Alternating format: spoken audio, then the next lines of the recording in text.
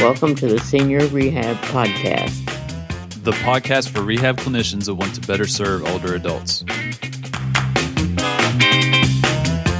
And now, your host, Dustin Jones.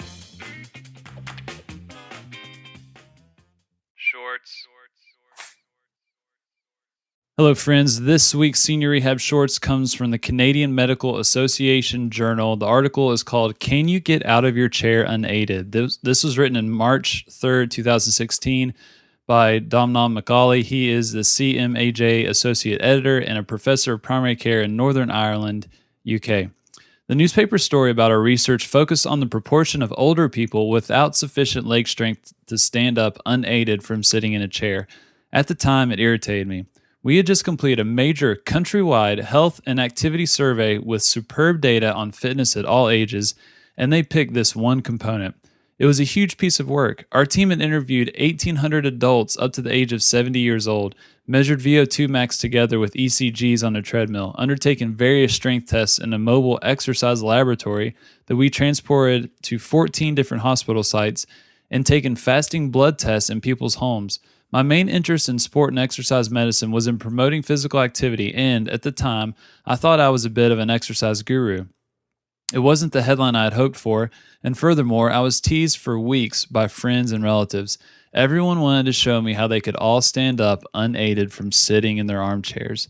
But with a bit of hindsight, I can now say that perhaps the journalists were right. Functional fitness in older people may be just as important as population levels of physical activity.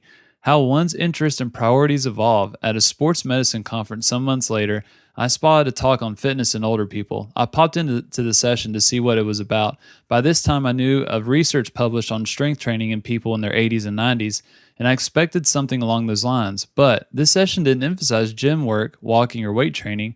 The first exercise they taught older people was how to get up off the floor. Is there more we could do, and could we learn from sport? Gerontologists do prioritize independent living, and it is now quite common to arrange hospital admission for intensive short-stay rehabilitation, but I wonder if we could intervene earlier and not necessarily using the medical model. Might we take a more global view of overall functional fitness and integrate lessons learned from sport and exercise physiology to improve the lives of older people? Is there a wider role for intensive training in active older people before they become disabled?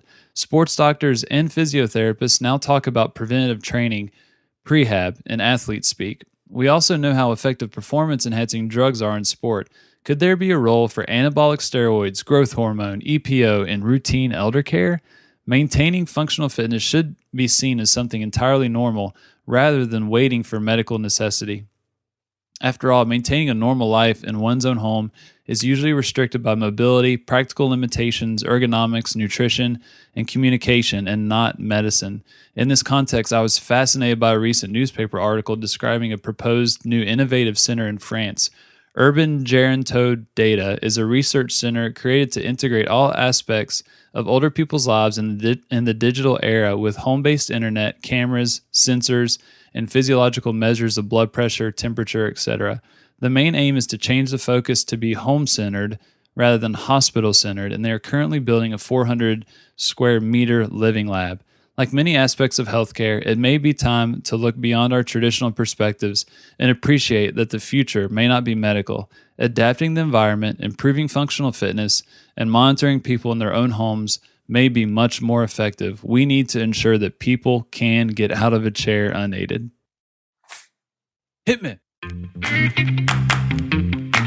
I want to thank you for listening to this podcast. The show notes and much, much more can be found at seniorrehabproject.com. I want to encourage you to go there so you can join me and many others in the movement that's changing the face of geriatric rehab.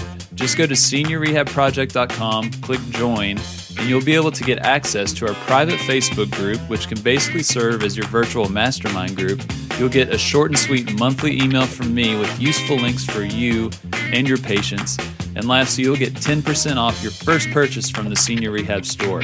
So all of this can be found at seniorrehabproject.com. And until next time, my friends, do not forget to stay funky.